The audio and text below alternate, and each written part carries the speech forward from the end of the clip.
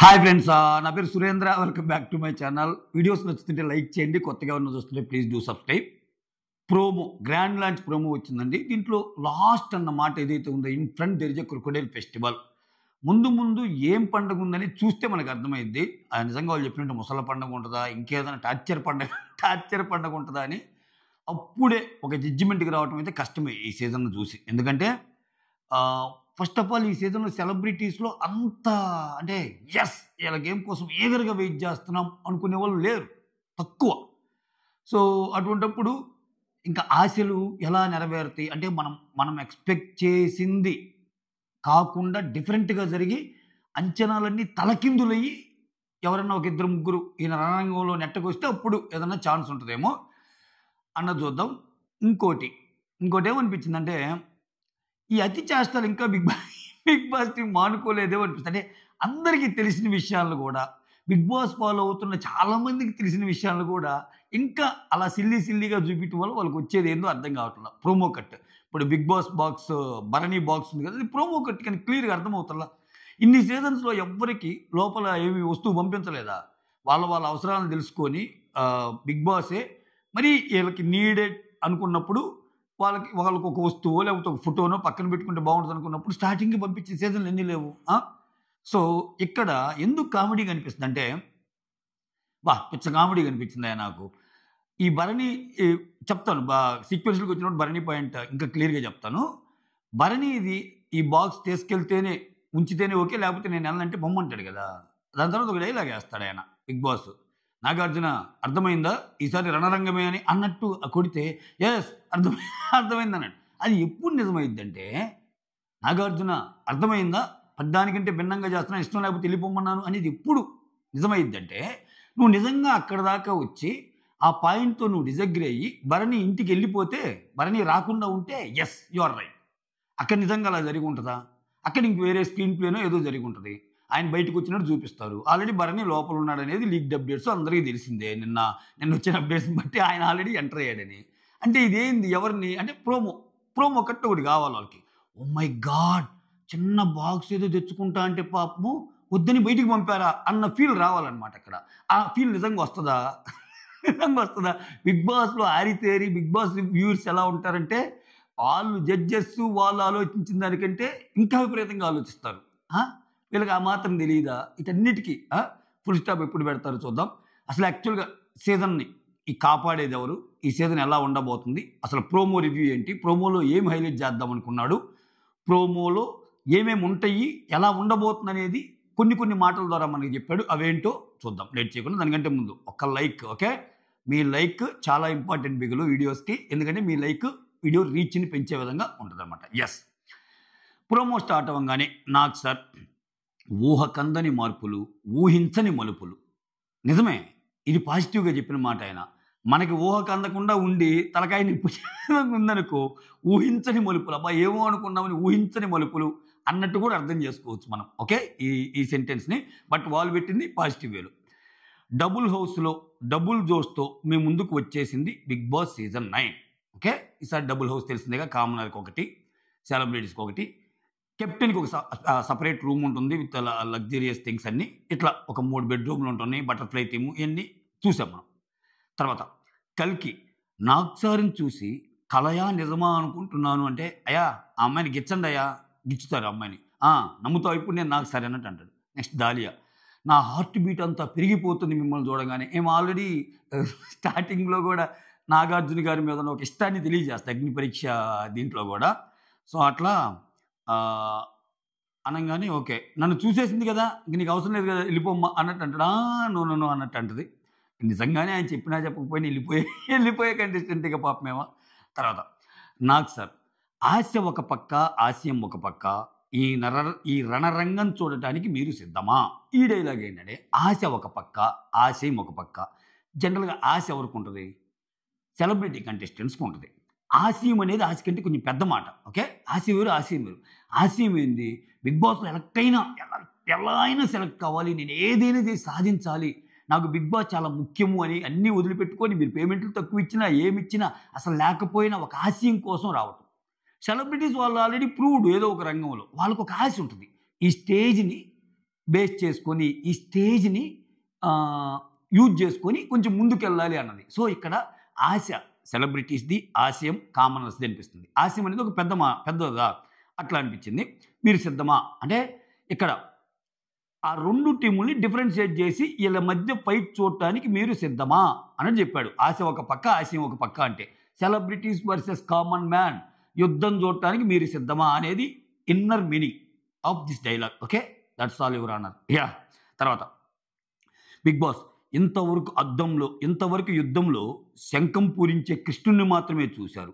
ఈ సీజన్లో రంగంలోకి దిగే అర్జునున్నే చూస్తారు అంటం వల్ల ఏం చెప్పదలుచుకున్నారంటే, బిగ్ బాస్ అనే పర్సను శంఖం పూరించి అంటే జస్ట్ యుద్ధాన్ని స్టార్ట్ చేసి శంఖం పూరించి మీ ఆట మీరు ఆడుకోండి అవసరమైనప్పుడు మాత్రం, ఎందుకంటే వాళ్ళ ఆటను బట్టే కదా. సో పెద్దగా నా ఇన్వాల్వ్మెంట్ ఏముండదు, నేను జస్ట్ స్టార్ట్ చేసి వెళ్ళిపోతాను, నెక్స్ట్ మీ ఆటను బట్టే ఉంటుంది అన్నట్టు నా వ్యవహార శైలి ఉంది. ఇక నుంచి కథన రంగంలో యుద్ధంలోకి దిగే అర్జునుని కూడా చూస్తారంటే ఏదైనా తప్పులు జరిగినప్పుడు నేను ఇన్వాల్వ్ అవుతాను అది అన్నట్టు నేను ఇన్వాల్వ్ అవుతాను. ఇక నుంచి నేను వేరేగా ఉంటుంది. పాత బిగ్ బాస్లో ఒక లెక్క, ఈ బిగ్ బాస్ ఒక లెక్క, ఇప్పుడు దాకా జరిగిన ఎపిసోడ్లో ఇప్పుడు దాకా జరిగిన సీజన్లో ఒక లెక్క, ఇప్పుడు ఒక లెక్క. వాడు కొడుకు వచ్చాడని చెప్పి అంటాడు కదా మిర్చిలో ప్రభాస్, అట్లా అనిపించింది అనమాట. ఎన్ని ఎలివేషన్సే, కైండ్ ఆఫ్ ఎలివేషన్స్ ఇవన్నీ. ఓకే, ఆ తర్వాత నాకు సార్ ఏమంటే నేను దేనికైనా సిద్ధమే అన్నట్టు వెళ్తాడు. ఒక బ్లైండ్ ఇది పెట్టుకొని బటర్ఫ్లై థీమ్ చూపిస్తాడు అనమాట.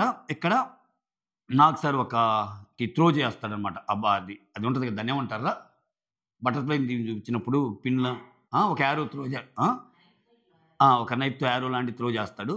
అయితే ఇక్కడ అది చూపించగానే బటర్ఫ్లై థీమ్ నుంచి వచ్చే ఒక కట్టం లాంటిది తొలగిపోయి ఒక ఇల్లు కనిపిస్తుంది. రెండో ఇల్లు ఏమో బ్లాక్స్ పగలు కొడతాడు. బ్లాక్స్ పగలు కొట్టినప్పుడు సెకండ్ హౌస్ కనిపిస్తుంది. ఇక్కడ సెకండ్ హౌస్ అవుట్ స్టాండింగ్ అంటాడు. అంటే ఇక్కడ ఏంటి మనకేమర్థమైందంటే, ఒక హౌస్లోకి నార్మల్గా వెళ్తున్నారు కట్టం తీసి, ఇంకో హౌస్లోకి రాళ్ళు పగలగొట్టి బ్లాక్స్ పగలగొట్టి వెళ్ళాలేమో. బ్లాక్స్ పగలగొట్టి ఇన్ ది సెన్స్ కష్టపడి వెళ్ళాలి ఇన్ ది సెన్స్ ఇట్లా కామన్ మ్యాన్స్ ఒకలాగా జరిగింది, సెలబ్రిటీస్కి ఒకలాగా జరిగింది కదా. అగైన్ దీన్ని డిఫరెన్షియేట్ చేయడానికి కూడా ఈ ప్రోమో మొత్తం ఏంటంటే సెలబ్రిటీస్ కామన్ మ్యాన్ని డిఫరెన్షియేట్ చేయడానికి వాడిన పదప్రయోగం, ఆ రైటర్ వాడిన పదప్రయోగం అంతే. ఎస్, ఒకరు బ్లాక్స్ పగలు కొట్టి ఎంటర్ అవుతారు ఒక హౌస్లోకి, ఇంకొకరేమో నార్మల్గానే ఎంటర్ అవుతారు అని చెప్పే ప్రయత్నం చేశాడు అనిపించింది నాకు. ఓకే, ఇంకా ఒక అతను నిజంగా బీబీ హౌస్ ఇందువదన కుందవదన నందగమన తన తాన తాన తాన తాన అని ఒక సాంగ్ ఉంటుంది. పర్లేదు, కొన్ని సెకండ్లేగా భరిస్తారులే మా ఫాలోవర్స్, ఎక్కువసేపు పాలలేండి తెలుసు, మళ్ళీ ఎందుకని లేనిపోని. అయితే అది ఇమ్మాన్యుల్ మిమిక్రీ కదా, జబర్దస్త్ ఆయన పాడినట్టు అనిపించింది. ఆ తర్వాత ఇక్కడ ఒకసారి ఏదైనా గట్టిగా అనుకుంటే అసలు వదిలిపెట్టను అన్నది తనూజా ఏమో అనిపిస్తుంది. తనూజా గౌడేమో పిక్చర్ అభి బాకీ హై అనేది ఈ లుల్లా హిందీ నుంచి వచ్చిన వాళ్ళు, ఒకరు కన్నడ, ఒకరు ఆశా శైని గారో లేకపోతే సంజన గారు, ఎవరో ఆ వాయిస్ మనకు కష్టం, అది లోపలికి వెళ్ళాక చూద్దాం. ఆ తర్వాత ఇది హౌస్లో ఉండగా ఇక్కడ భరణి గారు ఎంటర్ అవుతారు. ఏంటంటే ఒక బాక్స్ తెస్తాడు, ఇది హౌస్లో ఉండగానే తెలుస్తుంది, హౌస్ లోపలికి వెళ్ళాకే తెలుస్తుంది ఈ బాక్స్లో ఏముందో. This is part of my body, okay, allow this thing అన్నట్టు. అంటే బీబీ ఏమంటే ఏది మీతో తీసుకువెళ్ళడానికి వీలు లేదు అన్నట్టు బిగ్ బాస్ వార్నింగ్ ఇస్తాడు. Then I have to go back home అన్నట్టు. అంటే అది మీ ఇష్టం, వెళ్తే వెళ్ళొచ్చు అంటాడు. ఇక్కడ బిగ్ బాస్ సీజన్ చూసిన వ్యూవర్స్కి ఇది పెద్ద కామెడీ. ఇప్పుడు ఒక పర్సన్ అక్కడికి వచ్చేటప్పుడు ఏం తెస్తున్నారు ఏంది వాళ్ళకి తెలియదా, వాళ్ళ టీం అడగరా, వెళ్ళాలనుకున్నారేంటి, వాళ్ళు అక్కడే కట్ చేయొచ్చు. ఓకే, ఇటువంటి రూల్స్ ఏం లేవమ్మా, ఈసారి ఏం పెట్టడం లేదు, మీతో పాటు తీసుకెళ్ళడానికి ఏ వస్తువులు మేము అలో చేయటం లేదు అని పెట్టవచ్చు అని చెప్తే ఆయన దాన్నే కింద పెట్టి రావడం ఏదో జరిగింది. ఇటువంటి ఏంటంటే అన్వాంటెడ్ స్క్రిప్ట్తో కూడుకున్న విషయాలు అంటాను చూసావు కొన్ని, అట్లా. ఇప్పుడు ఈయన కూడా గట్టిగా అంటాం, ఇది తీసుకెళ్ళకపోతే నేను అసలు వెళ్ళను అని చెప్పటం, నీ ఇష్టము వెళ్తేలు లేకపోతే లేదని అంటాము, ఇవన్నీ ఏంటంటే అంతే. ఎవరా బాలరాజు అనుకోవటం చూశాక ఏంది అట్లా అంత జరిగింది, ఇంత వెళ్ళిపోయాడు కదా అని ఏదో పెట్టాలని పెట్టారు ఆ బిట్ అన్నట్టు అనిపించింది. ఓకే, ఆయన తీసుకెళ్తాడా లేకపోతే ఉంచుతాడా, లేకపోతే కొన్ని రోజులాగే కలో చేస్తాడా, లేకపోతే నువ్వు అనుకున్న బాక్స్ గెలవాలంటే నువ్వు ఈ అదేంటి టాస్క్ గెలవాలి, ఇక్కడ ఏది ఊరకే రాదు, బండలు పగలగొట్టాలి, యుద్ధాలు చేయాలి, అంత ఈజీగా మేము ఎట్టిస్తాము, ఓకే నువ్వు అడిగిన బాక్స్ పంపిస్తాం, బట్ నువ్వు ఇది పూర్తి చేసి వెళ్ళాలి అన్నట్టు ఏమైనా పెడతారా? ఏదైనా పెట్టచ్చు ఆయనకి. ఆయన మూడు, ఆయన స్థితిగతులు, ఆయన ఆలోచన విధానం ఎట్టుంటే బిగ్ బాస్ గారిది ఆ టైప్లో ఇచ్చేయచ్చు అనమాట. అది భరణి గారిది వ్యాపారం. ఆ తర్వాత నాకు సార్ నువ్వు ఇంటికి వెళ్ళిపో అన్నట్టు అంటాడు. ఈ మాట అనగానే I have to go back home అంటే నువ్వు ఇంటికి వెళ్ళిపో, నీ ఇష్టం అది, నీ ఇష్టం అని చెప్పి not in to this house అన్నట్టు అంటాడు. ఈ బిగ్ బాస్ హౌస్ కాదు, వెళ్ళిపో అన్నట్టు ఏమన్నా అంటాడేమో అనిపిస్తుంది. ఓకే, అక్కడ not in to this house అంటే ఆ ఉన్న 2 హౌసుల్లో ఒక హౌస్లోకి కాకుండా ఇంకో హౌస్కి వెళ్ళమనా ఏమోలే, ఇది కొంచెం అతి ఆలోచన అయింది. అది కాదులేండి. తర్వాత బిగ్ బాస్ ఈ భరణి ఎపిసోడ్ అవ్వగానే ఎలా ఇచ్చాను నాగార్జున, ఎలా ఇచ్చాను, ఇప్పుడు ఆయన ఏదో బాక్స్ పంపిపోతే లోపలికి వెళ్ళనంటాడా, వెళ్ళిపోమ్మన్నా ఎలా ఉంది అన్నట్టు, మార్పు సరిపోయిందా నాగార్జున అని అంటాడు. నాకు సరే ఉంటాండి, సరిపోయింది బిగ్ బాస్, మీ తీరు మారింది, మీ తీరు మారింది, మీ రూటు మారింది అనేది ఒక డైలాగ్ ఉంటుంది ఇక్కడ. ఏం మారిందో ముందు చూద్దాం. ఆ తర్వాత నాకు సార్ ఓకే, ఒక రకంగా ఇదంతా చదరంగం అయ్యేది, బట్ ఇక్కడ ఒక ఇల్లు అయితే చదరంగం అయ్యేది, ఇక్కడ 2 ఇళ్ళు ఉన్నాయి కాబట్టి రణరంగం అవుతుంది అన్నట్టు డైలాగ్ అంటారు అనమాట. తర్వాత బిగ్ బాస్ వచ్చి in front there is a crocodile festival అనే డైలాగ్తో ఎండ్ చేస్తాడు. అంటే ముందు చూద్దాం, చుక్కలు కనిపిపోతున్నాయి, ఎక్స్ట్రాడినరీగా ఉండబోతుంది అనే దాన్ని డిజైన్ చేయటానికి, మనకి చెప్పటానికి అసలు సూపర్గా ఉండబోతుంది బిగ్ బాస్. ప్రతి సీజన్ ఇదే కదరా, ప్రోమోతో అల్లాడిస్తారు, మంచి సెలబ్రిటీస్ని తెస్తారు, వాళ్ళ పైన వాళ్ళు చేసుకుని వెళ్ళిపోతారు. నాకు సారు ఇంకా స్టార్ట్ అవుద్ది, కొన్ని ఎపిసోడ్ చూడగా నీరసం వస్తుంది, ఆ నీరసం వచ్చిన ఎపిసోడ్ని మళ్ళీ లాగించడానికి 2.2 అని చెప్పి ఇంకొంతమందిని తెస్తారు, అది ఇచ్చిన 1-2 రోజులు హైప్ ఇస్తారు, ఆ తర్వాత ఏదో పెట్టిద్ది, మళ్ళా స్లోగా ఇదైపోద్ది. లాస్ట్లో మనం బిగ్ బాస్ పిచ్చోళ్ళం కాబట్టి తప్పక చూడాలి, లాస్ట్లో ఎండ్ అయ్యిద్ది, ఒకరు విన్నర్ అవుతాడు. ఇదే కదా తంతు. మేము రివ్యూ చెప్పాలి, మీరు చూడాలి. సో మీకు ఇష్టమే, మాకు ఇష్టమే. సో ఇంతకు తప్పితే ఏమన్నా ఉందా గత కొన్ని సీజన్స్ నుంచి అని అనిపించిన ప్రతిసారి ఈసారి ఏదో ఉంది అని చెప్పే ప్రయత్నం వాళ్ళు చేస్తారు. ఆ చెప్పే ప్రయత్నం చేసి ఫెయిల్ అవుతూ ఉన్నారు. ఈసారి అయినా గట్టిగా కొట్టాలని ఆశిద్దాం, కానీ కొట్టే విధంగా అయితే ప్రస్తుతానికి నాకైతే ఏం కనపట్టంలా. అదొకటి మాట్లాడుకుందాం. ఇక్కడ ఇంకో పాయింట్ చెప్పా కదా, బిగ్ బాస్ సీజన్లో నిలబెట్టేది వీళ్ళే అని చెప్పా కదా, దానికి రీజన్ ఏంటంటే ఇక్కడ కామనర్స్ అండ్ సెలబ్రిటీస్ వెళ్ళారు కదా, కామనర్స్లో వాళ్ళు వెళ్ళక ముందే వాళ్ళకు ఒక రకంగా అడ్వాంటేజ్, ఒక రకంగా డిసడ్వాంటేజ్. చాలా మాకు జనాల్లో క్రేజ్ ఉంది అని 2-3 తెలుసు, శ్రీజ లాంటి వాళ్ళకి, హరీష్ మాస్టర్ లాంటి వాళ్ళకి, వీళ్ళందరికీ తెలుసు, ఎందుకంటే నిజంగానే వాళ్ళకి చాలా క్రేజ్ ఉంది, వాళ్ళని నచ్చిన వాళ్ళు ఎక్కువ. సో అటువంటి వాళ్ళు నేను ఈ ఫార్మాట్ ఫాలో అయ్యాను కదా, ఇదే ఫార్మాట్తో ఎరగొట్టేస్తాను అన్నట్టు వాళ్ళ లోపలికి వెళ్తే, మనకి చూపించని కంటెంట్తో ఎరగొట్టిన సందర్భాలు ఏమన్నా ఉండి వాళ్ళు కట్ చేశారనుకో, అది తలకాయ నొప్పి కంటెంట్ ఏదైనా ఉండి అక్కడ మళ్ళీ మిస్ఫైర్ అయ్యే ఛాన్స్ ఉంటుంది. సో ఇక్కడ కామనర్స్ ఆట ఎలా ఉండాలంటే, చాలా వాళ్ళు ఏది తెచ్చి పెట్టుకున్న యాక్స్తో కాకుండా చాలా న్యాచురల్ ఫ్లోలో, సెలబ్రిటీస్ అయితే ఏంటి, కామన్ మ్యాన్ అయితే ఏంటి, ఇక్కడ మనం ఆడటానికి వచ్చాం, ఎవరికి భయపడాల్సిన పని లేదు, అంటిల్ అండ్ అన్లెస్ మన పాయింట్లో కరెక్ట్ ఉన్నంత వరకు అని డిసైడ్ ఆడారనుకో, ఖచ్చితంగా వీళ్ళకి ఛాన్స్ ఎక్కువ ఉంటుంది.